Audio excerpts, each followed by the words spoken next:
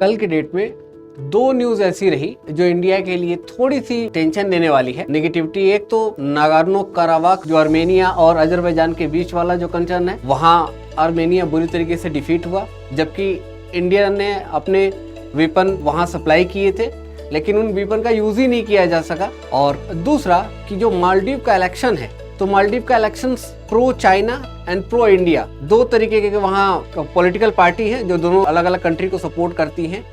और जो pro China वाली कैंडिडेट हैं वो विक्ट्री उनकी हो गई और वो 17 नवंबर को ऑफिशियली प्रेसिडेंट बन जाएंगे।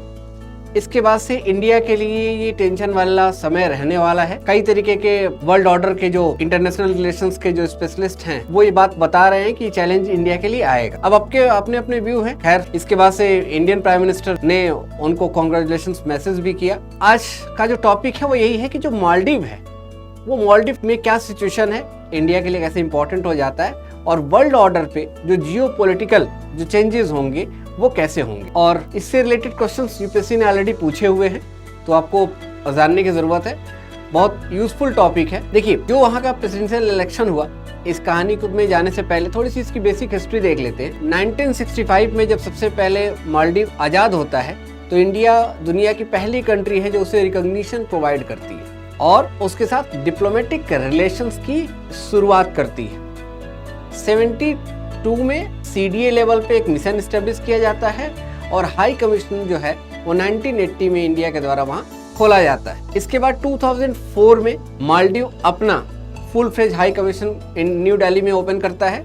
पूरे world all over the world 4 थे, उसमें से एक इंडिया का भी था। इसके पहले 3 ईयर्स जो है वो इम्पोर्टेंट हो जाती है। 1988 कॉप असिस्टेंट वहाँ प्रोवाइड किया गया था। उसके बाद 2004 में जब सुनामी आती है तो सबसे पहला इंडिया था जिसने उसे असिस्टेंस प्रोवाइड करी थी। और 2014 के अंदर जब वाटर क्राइसिस आता है तब भी इंडिया ने सबसे पहले रिस्पॉन्ड किया, उसे प्रोटेक्ट किया। और 2020-21 में जब कोविड का टाइम था, पेंडेमिक की सिचुएशन हो रही थी, तो भी इंडिया ने प्रॉपर रिस्पॉन्ड किया, पूरी हेल्प करी थी। चूंकि जो इब्राहिम मोहम्मद सोली हैं वो डिफीट हो रहे हैं, अराउंड 46% उनको वोट में मिला है और रिमेनिंग जो वोट है 54% के अप्रॉक्सीमेटली जो है वो इनके अपोजिट में जो कैंडिडेट हैं मोहम्मद म्यूज उनको मिला हुआ है जो चाइना सपोर्टेड है। अब इस बात को लेकर कयास लगाया जा रहा है कि इंडिया का जो रोल है अपने सब कॉन्टिनेंट के अंदर वो बदलेगा, जो बिग ब्रदर का कॉन्सेप्ट है वो चेंज होगा, यूएसए की जो डिप्लोमेसी है उसमें क्या चेंजेस होंगे, चाइना के जो थॉट प्रोसेस हैं वहाँ क्या चेंजेस होंगे, ये सारी चीज़ें हैं। क्योंकि जो पूरा इलेक्शन था ये इंडिया आउट करके ही लड़ा गया था, क्योंकि जो मोहम्मद सोली है वो इंडिया के बहुत खासम खास हैं, इंडिया से उनका काफ़ी अच्छा रिलेशन है, वो चाहते हैं कि इंडिया से हमारे रिलेशन बेहतर बने रहे, इसके लिए उन्होंने काफ़ी एफर्ट डाला। इंडियन गवर्नमेंट ने भी उन्हें काफ़ी असिस्टेंस प्रोवाइड करी, काफ़ी सपोर्ट किया और चाइना से वो बचे रहे। लेकिन ये जो सरकार आएगी मोहम्मद म्यूज की, ये कंसर्न्स क्रिएट करने वाली है इंडिया के लिए। मैंने आपको ऑलरेडी कैंपेन के बारे में बताया कि कैंपेन इंडिया और एंटी इंडिया कैंपेन का ही कॉन्सेप्ट रहा।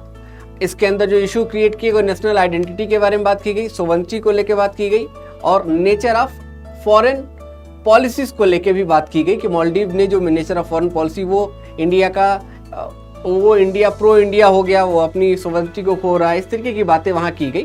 और चूंकि लैंडस्लाइड विक्ट्री नहीं है तो बहुत बड़ा तो कंसर्न, एक तरीके की पॉलिटिकल प्रेशर आपके लिए हमेशा बना रहेगा, लेकिन फिर भी शासन सत्ता जिसके हाथ में होती है, मेन पावर वही होती है, वो अपने अकॉर्डिंग चीजें कर पाता है।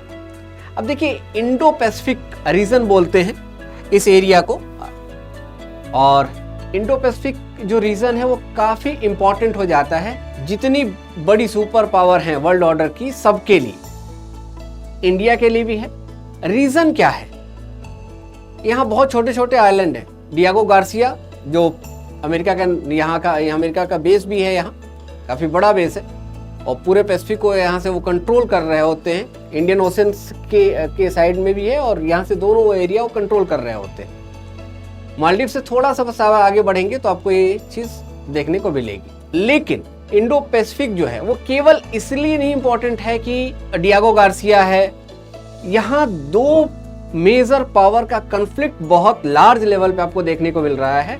जो इस समय जो कन्फ्रंटेशंस ओपन हो रही हैं वो एक चाइना और यूएसए। देखिए क्वाड का फॉर्मेशन भी कहीं ना कहीं इंडो पैसिफिक में अपने आप को एस्टेब्लिश करने के लिए ही किया गया और इसीलिए आइलैंड जो है वो काफी इंपॉर्टेंट हो जाते हैं। अब इस लेक्चर को अगर मैं और लेवल पे बताऊं, चाइना की सारी एक्टिविटी बताऊं तो बड़ा लेक्चर हो जाएगा, उसे कभी बाद में डिस्कस करेंगे, पूरी इन डिटेल देखेंगे। लेकिन अभी के लिए ये समझ लीजिए कि चाइना वो सारे काउंटर्स तैयार कर रहा है जहां जहां अमेरिका ने ऑलरेडी अपने बेस मिलिट्री बेसिस बना रखे हैं और इंडिया को इसी वजह से और चैलेंज है क्योंकि यहाँ इसके बाद का जो कॉन्सेप्ट है वो इंडिया के लिए टफ हो जाता है क्योंकि इंडिया को भी अपनी स्ट्रेटेजिक मिलिट्री स्ट्रेटजीज को चेंज करनी पड़ेगी। चाइना इंडिया को काउंटर करने के लिए, इंडिया को घेरने के लिए स्ट्रिंग ऑफ पल्स का कॉन्सेप्ट यूज कर रहा है। 2014 में भी मेंस में क्वेश्चन पूछा गया, उसके बाद भी क्वेश्चंस पूछे गए आपसे और पूछे जाते रहेंगे। तो स्ट्रिंग ऑफ पल्स में क्या है कि इंडिया, ये है इंडिया और ये आप देखिए कि इंडिया को किस तरीके से ग्वादर, माले, मालदीव, हम्बनटोटा, चिटगांव, ठीक है, और इसी तरीके से म्यांमार, कंबोडिया, ये अलग अलग जो पोर्ट है, चाइना यहाँ अपने अपने मिलिट्री बेस बना रहा है ऑलरेडी उसकी, ताकि वो फ्यूचर में कोई भी ऑपरेशंस यहाँ कर पाए। अब इंडिया के लिए चैलेंज ये है कि ये जो एरिया है, इस एरिया को सेफ रखने की जो जिम्मेदारी है वो किसके पास है? इंडियन नेवी के पास है। और इंडियन नेवी, अगर चाइना की प्रेजेंस होगी तो इंडियन नेवी स्मूथली वर्क नहीं कर सकती, वो कहीं ना कहीं अपनी डोमिनेशन शो करते हैं। दूसरा, चाइना इंटरनेशनल लॉ को मानता नहीं है। अभी आपने देखा होगा कि बार बार हम्बनटोटा पे उसका जो स्पाई शिप है वो बार बार आ रहा है जो काफी एडवांस है। तो वो क्या कर रहा है कि वो इस एरिया के अंदर एक अल्टरनेट रूट निकालना चाह रहा है जिससे कि वो इंडियन नेवी के रडार पे ना आए, इंडियन नेवी की नजरों में ना रहे और वो अपने रास्ते को कंटिन्यू कर पाए।